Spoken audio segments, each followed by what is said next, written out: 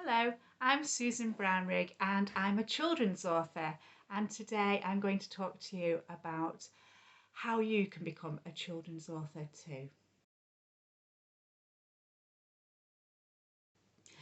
So one of your first questions might be, do you need qualifications to be an author? Well, I would say you don't need them, but that they're always a good idea. So for example, I have a degree in journalism, and that helped me work out how to tell a story quickly and how to get information across to a reader. Some authors have GCSEs, they have A levels, perhaps in English, English literature, communication studies would be interesting. Also, psychology might help you think more about how people behave for creating characters.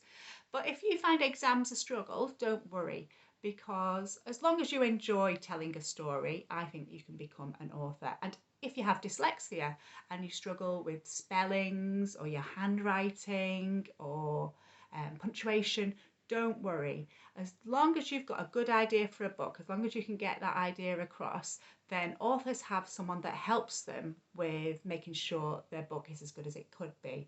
And they are called editors, and they are geniuses at helping with spelling and punctuation and grammar. But if you can get it right first time, then that's definitely a bonus for a publisher or an editor. It makes their life a bit easier. What do I like about being an author? Well, as you might imagine, I love working with words. I love writing, creating stories, thinking of a world and putting characters into it. I write mysteries, so I like setting a puzzle for the reader as well to see if they can work out who the villain is by the end of the book or how they're going to get caught.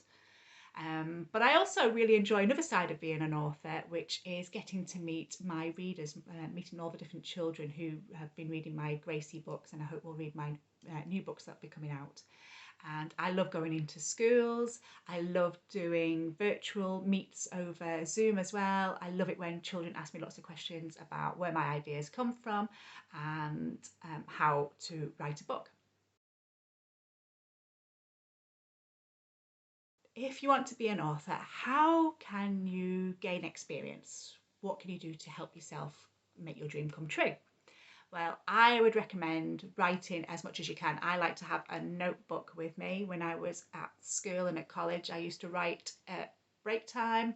I used to write after I'd done my homework, during the holidays. And if I wasn't writing, the other thing I would really recommend trying to do is read as well. Especially if you want to write a sci-fi book, it's a really good idea to read lots of other books that are science fiction, so you get an idea as to what ideas are already out there and how you can make your book stand out, how you can make your book a little bit different. Your book will need a beginning, a middle and an end as well, so reading will help you work that out. I also notice that a lot of authors tend to have done lots of different jobs, and that's certainly true for me. So as I mentioned, I did a degree in journalism, and I went on to work for a different, well, a series of newspapers, local newspapers, where I was a reporter, and I went on to become a sub-editor as well. So I started off by writing the news stories and the features, and then I moved on to checking other reporters' stories and cutting them down if they were a bit too long, checking the spelling and the grammar, making sure they had a headline, writing the headline, deciding what picture went with the story and what the page looked like. But I've also worked in lots of different heritage venues. I've worked at a apprentice house, which was attached to an old mill. I've worked at a Tudor house. I've worked at a farm, I've worked at a zoo, and that always helps me think about all the different people that I've met who might help me create characters, different settings I might want to use in a book, and just gives me lots of experience of life basically, which will really help you when you want to write. So the more you can go out, even if you're an introvert like me, the more you can go out and experience different things, then that will help you make your books more and more interesting. I'm trying to think now of a fun fact about being an author, and I suppose it leads in a little bit to the last thing I was talking about, which is getting lots of experience of life. And one of the things I like to do, because I write historical books, because my book, which is Gracie Farshaw and the Mysterious Guest, it's set in Blackpool. I always like to start my books with setting, with a place. And it's set in the past, it's set in 1935. Now, I'm not old enough to know what it was like in 1935, so I had to do lots of research. So I've been to libraries, I've read lots of different books, I've watched television programs, I've used the internet to try and find out about what life was like for my character Gracie back in 1935. I also wanted to go and try and follow in Gracie's footsteps, and I don't live very far from Blackpool, luckily, so I've been able to go up to the seaside and experience all the things that Gracie does, and then when I come to write those scenes, hopefully they seem true to life. So like Gracie, I've been on the fun fair rides that she went on in 1935. I've been to the Blackpool illuminations to see the switch on, as Gracie does. I have been on a heritage tram and ridden along the prom, which was fabulous.